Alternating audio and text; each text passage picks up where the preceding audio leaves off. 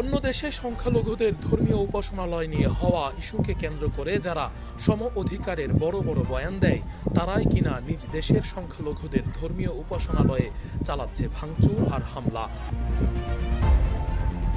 পশ্চিমবঙ্গে মাত্র কয়েকদিনের ব্যবধানে দুই জেলায় গির্জায় হামলার ঘটনায় নতুন করে আলোচনায় এই প্রসঙ্গ।